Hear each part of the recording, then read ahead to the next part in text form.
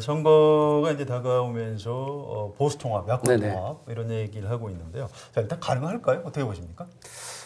저는 그러니까 필요성은 무지 강한데요. 어쨌건 그 보수가 갈려서 특히 이른바 친박의 표, 그다음에 영남 보수표를 만약에 수도권 같은데 뭐 1000표 단위로 이렇게 승부가 갈리는 데서 그 표가 다른 당으로 간다. 같은 보수표에서 갈린다고 하면 뭐 필패할 게 뻔하기 때문에 반드시 모이려고는 할 것입니다. 그렇지만 그 각 주체들, 각 당을 이끌고 있는 주체들의 정치적 이해, 미래를 보면 이게 선뜻 가능할까? 물론 뭐 자유한국당이 대폭적으로 양보해서 뭐 1대1 통합하자 아니면 뭐 너네 공천권 30% 줄 테니까 하자.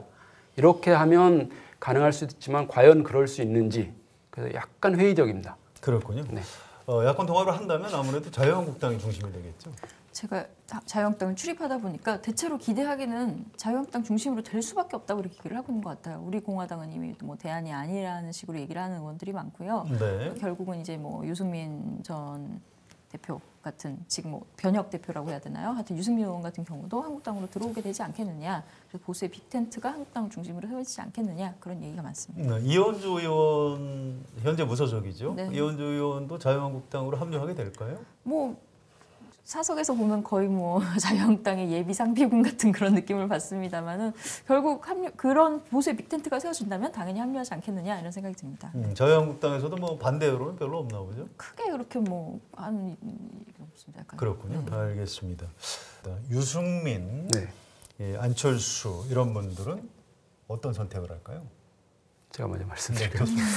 제 생각엔 유승민 의원을 잘 아는데 쭉 보면 사실 자유한국당 뛰쳐나온 것도 그렇고 자유한국당 밑으로 지금 당장 들어간다 이런 생각은 안 할 것이고요. 본인이 개혁 세력의 주체, 새로운 그러니까 개혁 보수의 주체가 되려고 할 것입니다. 그런데 총선이 임박하면 아마 마음이 좀 달라질 겁니다. 총선이면 대구에서 이대로 당선될 수 있을까? 이 간판 달고 그러면 결국 자유한국당 자장에 끌려 들어갈 수밖에 없을 것이라고 보여요. 최근 그 유승민 의원 인터뷰 보면 내가 공수처법, 선거법 반드시 맞고 탈당하겠다.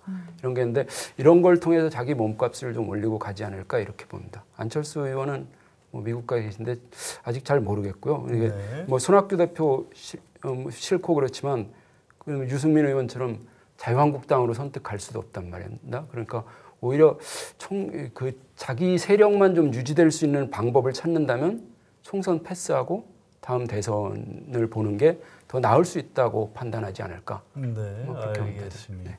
자, 정유현 기자, 자유한국당 이른바 그 관측통들은 어떻게 보고 있나요? 유승민, 안철수. 대체로 뭐 신논설위원 말씀과 크게 다르지 않은데요. 유승민 의원은 결국 한국당 쪽으로 합류할 것이다. 네, 어느 정도는 끌려올 수밖에 없다. 본인도 본인이지만 그 유승민 의원 주변에 이제 소위 세력들이 있지 않습니까? 근데 네. 이분들이 이제 또 총선이 가까워질수록 약간 마음이 조급해질 것이고 또 유 의원도 이분들을 정치적으로 좀 책임져야 되는 상황이고 해서 어느 정도 좀 약간 숙이고 들어갈 수도 있지 않겠느냐 하는 얘기를 많이 하고 있는 것 같습니다. 안철수 전 의원이 자유한국당으로 온다고들 보나요?